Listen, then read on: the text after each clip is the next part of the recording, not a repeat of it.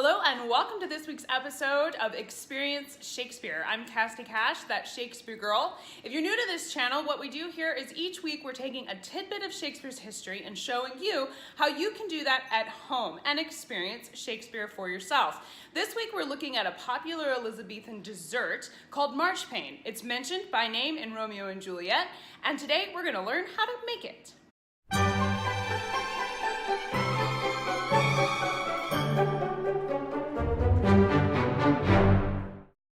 So here behind me you see the ingredients and my lovely assistant Elliot to help me make Marchpane. Marchpane was a popular Elizabethan dessert and it was very, very fancy. I've looked up 5 different recipes for this dessert dating from 1536 all the way up to the mid-1800s. And it's almost like a cookie or even a fondant in that when you make this, there were all kinds of ways to use it and to make a dessert with this particular ingredient. In Romeo and Juliet, there's this famous line where the first servant says, "Good thou, save me a piece of Marchpane." And he's leaving to run an errand and he's going to be leaving the party where they're serving this dish. And the reason that's significant is because Marchpane was made with almonds, which were imported to England. They don't naturally grow there. And so this was a very fancy, very expensive dish reserved for very special occasions, like the Capulet party that was happening the night Romeo met Juliet, which is where they were serving Marchpane and what the servant was talking about in the play. So here are some pictures of what Marchpane would look like in the 16th century when they were decorating it. You could have multiple colors, multiple shapes, highly ornate, even including gold leaf and other very, very fancy decorations. And the way that we're going to make it today is not to be nearly that fancy. We are going to make little Marchpane cookies, and I'm going to decorate it with these little almonds because these were actually made in the 16th century. They were called Comfit, and it's a word that basically means a candy, and they would take almonds and turn like a cauldron or a bowl up on its side about 45 degrees and turn it. And the almonds would go inside, and then they would be coated with the candy, allowed to dry, recoated with more candy, allowed to dry, and this process would be repeated until you ended up with a candy-coated almond. And that was just one of the wide variety of ways that you could decorate your Marchpane, and that's what we're going to use today.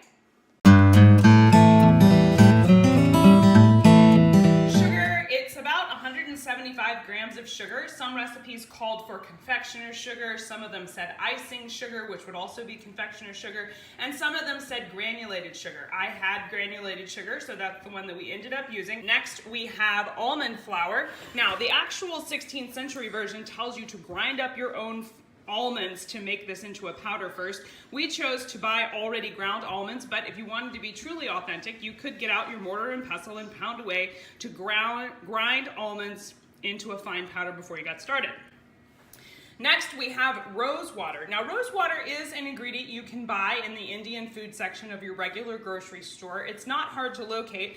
Now, I also have these chocolate covered almonds that are going to be our decoration. In the 5 different recipes that I referenced to put together my version of Marchpane for this week's episode, they had different ways that you could mix the almonds. Slide him forward, don't fall off. You can eat one of those. It's got an almond inside, you gotta chew it. They would say you could mix this up and do this next step in a food processor if you wanted to and just pulse the food processor. I chose not to do that and instead to try it by hand because all of the recipes that we looked into from the 15th, 16th, 17th, and even modern recipes for Marchpane mention that too much stirring can cause the almonds to get too oily and it basically messes it up and you can't make the Marchpane anymore. So I was really afraid of overdoing it with the food processor, so I've decided to try this by hand, but you can do it in the food processor. Obviously that's easier if you're careful about the oiliness. So we're gonna add the sugar. That's about 3/4 cup of sugar. And then the recipe calls for 3 tablespoons of rose water, and you're supposed to add that slowly. So I'm gonna mix the sugar in with the almonds first, and then I'm just gonna add 1 tablespoon at a time and stir in between each one. It smells like a floral bouquet. So we add 3 tablespoons of that, and then it's supposed to come into a kind of paste. It is getting a little pasty, I'm gonna see if I can't stir it. It said that you would have to stir it and kind of smush it by hand to get it to really come into a paste. So we're gonna smush away here until we get a paste that's a consistency we could make a cookie out of. And then we're gonna put the cookies on that pan.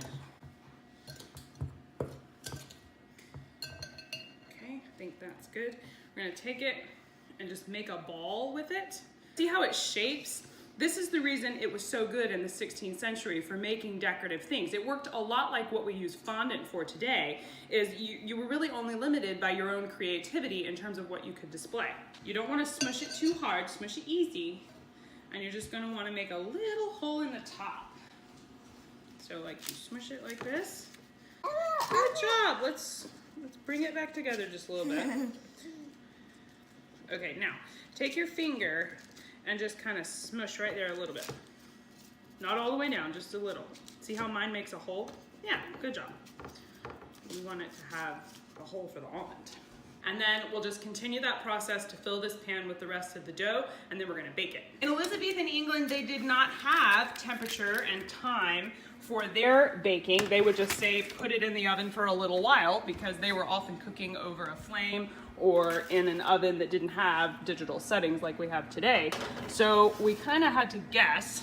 And again, my recipes, some of them which were modern recipes, said that you want to bake this at 180 for 10 minutes, and we'll check on it again when it beeps to see if it's done. So our timer's all done. Now we're gonna get the marchpane out, and now we take our decorations and place them in our cookies. Press them down. They tend to wobble. And then once they're all decorated, they're ready to eat. What do you think, Elliot? The best thing I've ever tasted. Would you like one? I said the best things are very yummy. I thought Elliot was kidding about the best thing he's ever tasted.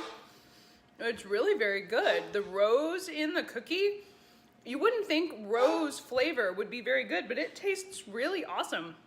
It's very soft, and I thought it was gonna harden up and be really crunchy and have this just really not good texture, honestly. I thought when we made it, there's no way this is gonna taste good. It only has these 3 ingredients.